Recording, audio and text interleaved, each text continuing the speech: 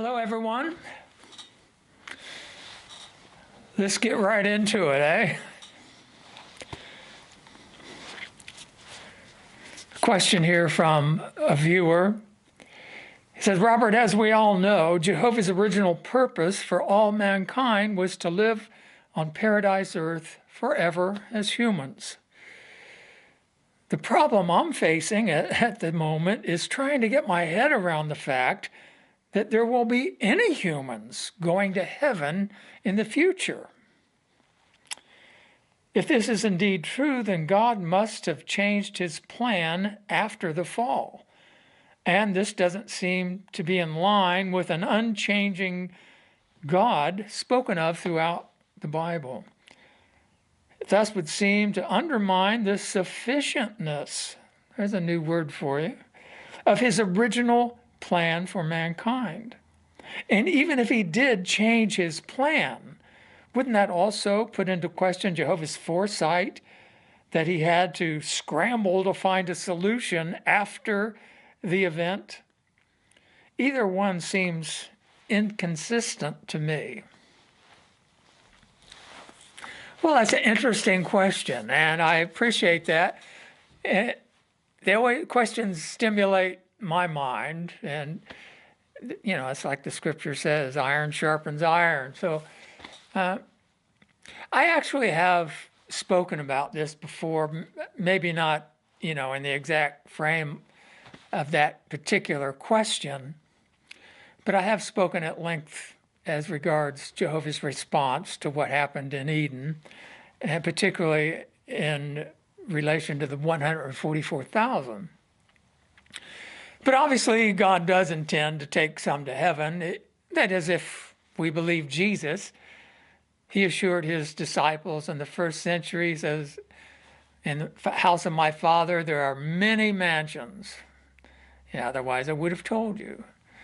And he said, I'm going away to the Father, but I'm coming back, and I will take you to myself that we may be together. That was obviously with the Father in heaven. So there's no question that's a Bible teaching. In fact, that's what all the churches basically believe. They disregard what the questioner said. We all know that it's God's purpose for humans to live forever on the earth. So this is kind of a flip side of that question. How do we know some are going to heaven? And if they are, then... But keep in mind that God's original purpose will be accomplished. So there is going to be a paradise. That is, if we believe the Bible. There are going to be perfect people living on the earth forever, just as God intended. The thing is, God did not intend for humans to die. So because they disobeyed God, his clear command, do not eat from that tree. If you do, you will surely die. So they brought upon themselves the penalty of death. So they changed God's purpose, you might say. How was God going to fulfill his purpose? When God told Adam and Eve, look, become many and multiply and fill the earth and subdue it and have in subjection the flying creatures of the heavens and every moving animal. And when he gave them that mandate, they were perfect and sinless, living in this paradise of Eden. And so it's evident that God intended for them to have the earth in subjection to themselves as perfect people. Even now, I enjoy watching some nature films and YouTube presentations. It seems that people have tamed every sort of wild animal. There's a guy with pet grizzly bears, and there's a guy that walks among the lions and tigers. And there's even a video of this guy in South America, I believe. He saved this big alligator, or when it was smaller, he saved it, had an injured eye or something, and they're like best buddies now. And this is a huge reptile now. He gets in the water with it, and they play around and stuff. People have pet falcons and eagles, and it should be obvious that God intended for mankind to have complete domination over the animals in a loving way, not as it is now. So we see that, I mean, the ingredients are all here to make this earth a beautiful habitation. Even now, there are some spots that men have developed that are quite lovely. But so Jehovah's never intended for mankind to be in this decrepit state. But he has allowed it for a reason, and he's still going to accomplish his purpose. It's just he has to go about it a different way. So most people that are going to live in that new world are going to be brought back from the dead. And that's pretty special, really, when you think about it. But in order to do that, Jehovah had to provide a ransom, an equal payment for the perfect life that Adam and Eve squandered. And of course, that's where Jesus comes in. Jehovah could perfectly accomplish what he has in mind to restore the earth to that Eden-like beauty and to bring mankind back. He doesn't need any help doing that. He doesn't need Jesus to rule as king. He allows for it for a very special reason. And he allows for others to be taken to heaven to settle an issue. It goes back to Eden. Adam and Eve weren't the only rebels, as we know. There was a spirit creature involved, a god, if you will. And he slandered Jehovah. He said that God was holding something back, implying God couldn't be trusted. God, he only gives his creatures so much because he's maybe scared of their taking over or whatever, So those are really, really serious accusations. That's why the word devil means slanderer. He slandered God. So God has allowed Satan to have his little kingdom over mankind, but he's also made arrangements to prove that Satan doesn't know what he's talking about. He's a liar. And that's where these 144,000 come in. Because, and I did a video on this, 144,000, but the primary reason that God chooses people from decadent mankind, he doesn't just take them to heaven, as Christendom pictures people sitting around strumming harps, little babies, but they're given immortality. They become indestructible. And like Jesus, he said they will have life in themselves. So, in other words, they don't need Jehovah anymore. They can't die. They don't need to depend on God to give them life. And they're incorruptible. They're like Jehovah. Jehovah cannot lie. It is impossible for God to lie. It's unthinkable. He can't do it. And being incorruptible means that Jesus and his 144,000 brothers cannot ever turn on Jehovah. So in essence, God is going to do exactly what Satan implied God was afraid to do.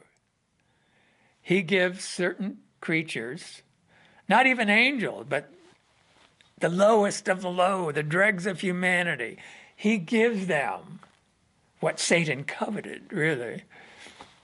And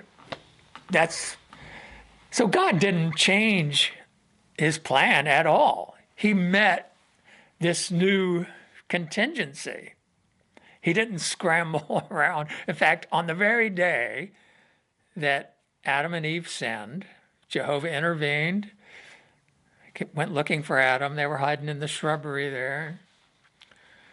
Why are you hiding, Adam? Well, I was scared. I was naked, Who told you you were naked?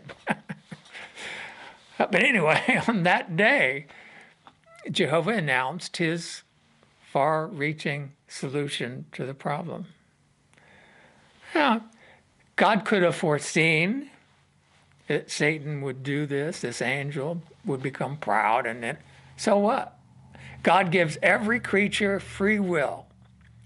He can certainly see that they can go this way or that way. That's free will. And when he saw what Satan did, and he got Adam and Eve to disobey, and there was no one else on earth at the time, which tells me Eve was very, very young and naive, maybe a few weeks or days old. They didn't have children. That would have complicated it because their children would have been perfect and Satan would have had to have fooled them. And then, it's easier to fool one person and get that person to persuade the person that loves them. So he pulled that off. But then on that very day, Jehovah announced it, that the seed of the woman would be bruised in the heel and the serpent would be crushed in the head. And the whole Bible carries out that theme. In fact, in Revelation, the 12th chapter, it brings all those symbols back together again. It refers to Satan, the devil, the original serpent. We have the seed of the woman and the young child that's given the kingdom. And Satan, knowing he has a short period of time before he gets crushed. So when you realize the way God has dealt with these things, it should cause us to really appreciate his wisdom and his fairness. Now, Satan knew that Jehovah was a very kind, loving God. He knew that God wouldn't just fly off and crush him out of existence, which he could have. Satan knows that. In the letter of James, it says, oh, you believe there's one God, do you? Well, the demons believe that, and they shudder. They know Jehovah is the true God. They know he's powerful beyond anything that they could imagine. But Jehovah's always controlled. He's not going to lose it as we humans do sometimes.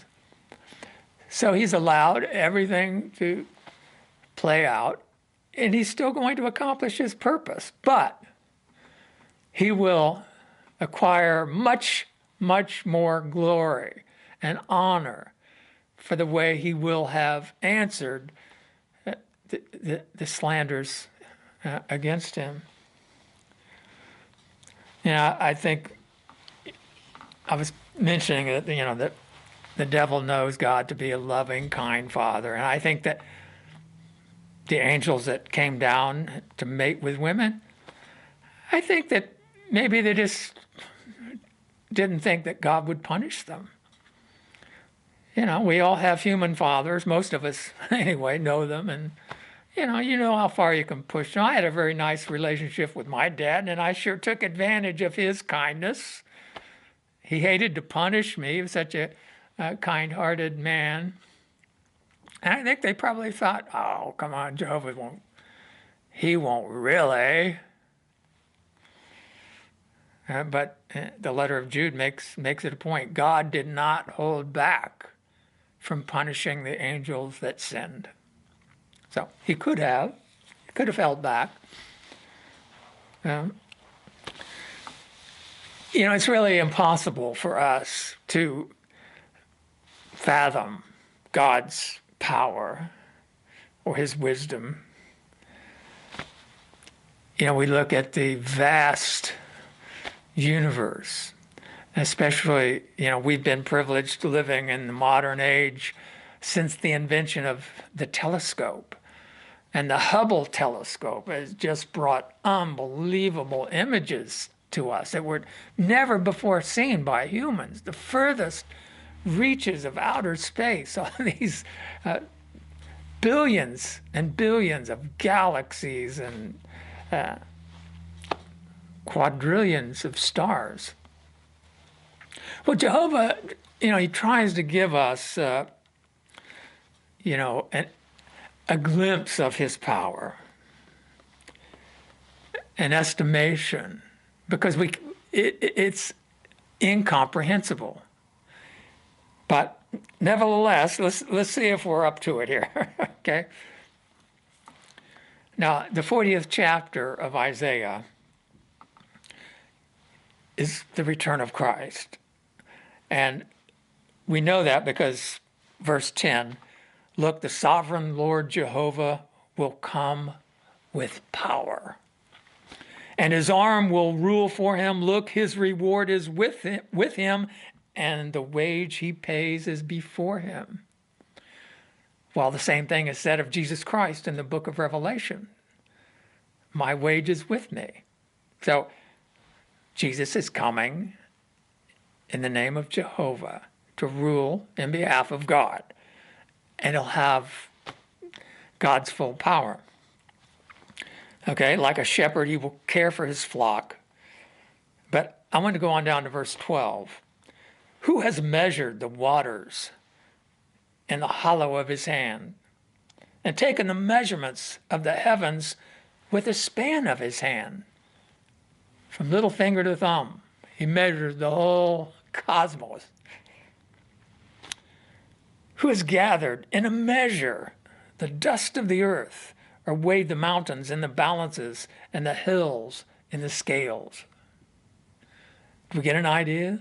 All the waters of the earth, covered by 80% water, all the oceans, Jehovah has it in his hand.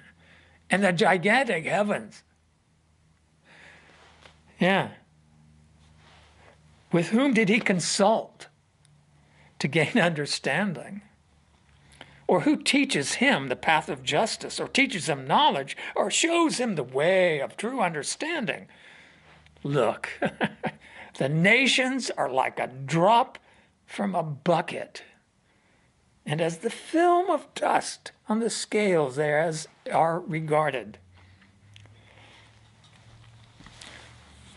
Yeah, I was thinking this morning that, we always think that, we're the only ones and we're so special. But God says he takes a measurement of the heavens with his hand. But who says that this is the only universe? I was walking up the stairs here, and there's a ping pong ball laying on the floor there. I have a little ping pong table here. And what if our entire universe, the furthest reaches seen by Hubble, what if we compressed it to the size of this ball and say, I'm God, and this is the universe, and we're just not even really, can't even see us in there, tiny little earth, but there it is. And what if God has a whole bunch of these? Is that unthinkable? I don't think so. Maybe we're the first. I don't know. Maybe there were a bunch of others. Maybe that's where Satan got the idea. He saw some of these other civilizations, planets develop, and he said, I know what I'm going to do next time he creates one of those. Anyway, it gets you thinking, doesn't it?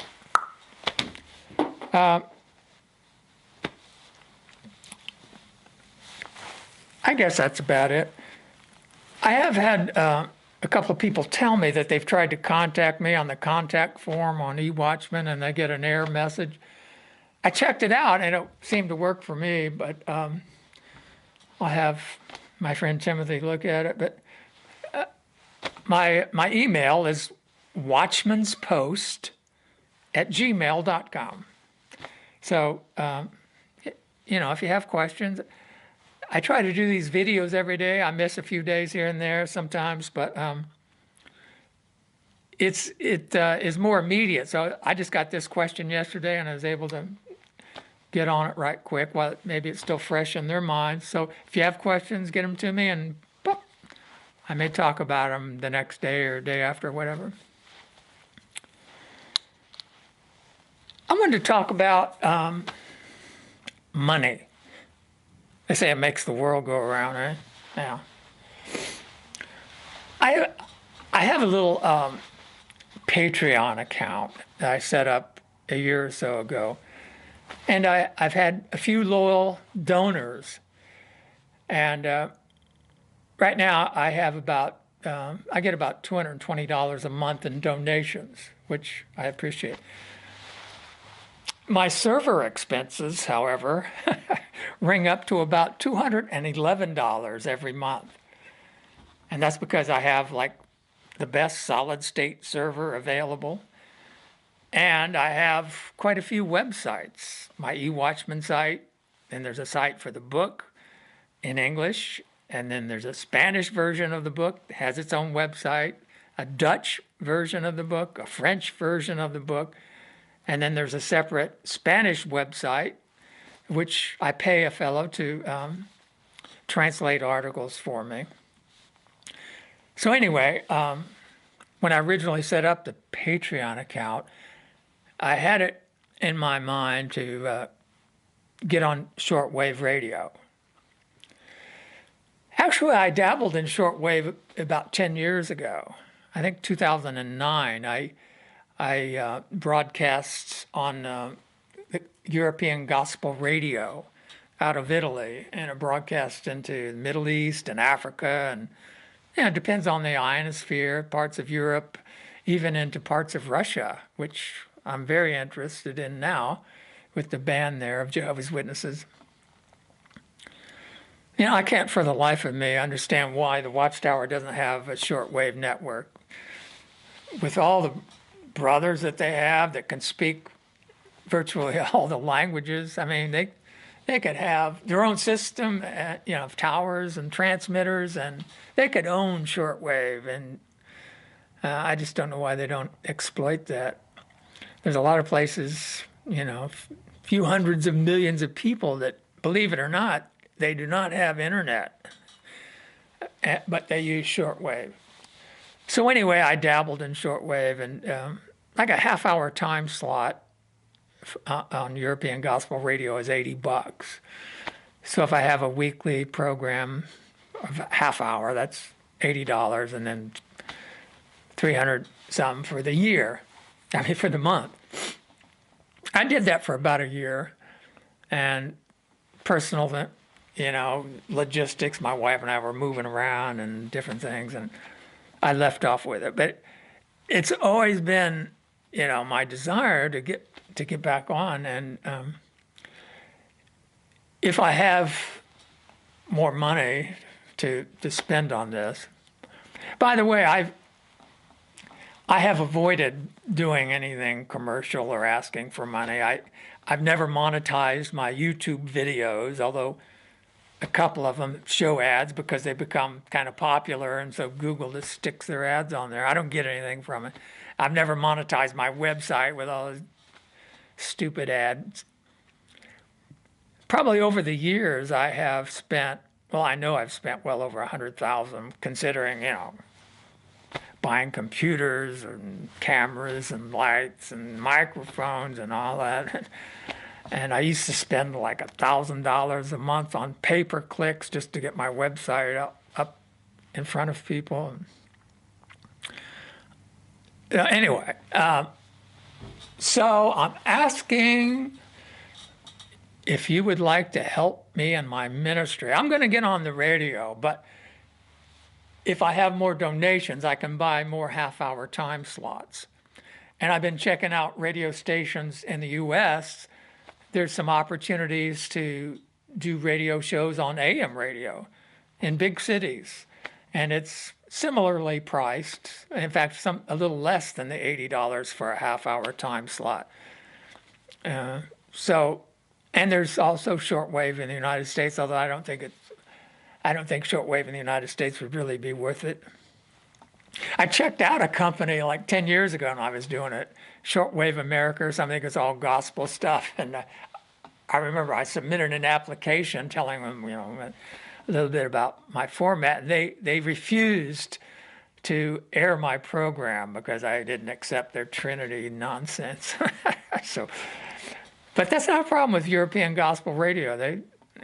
Some of the stuff they have on there is just embarrassing, but it has an established audience, and that's what you need. So anyway, if you can do $5 or $10 a month to Patreon, I'll put the link here, and help me out in my ministry, and we'll see what becomes of it. So, thanks for watching.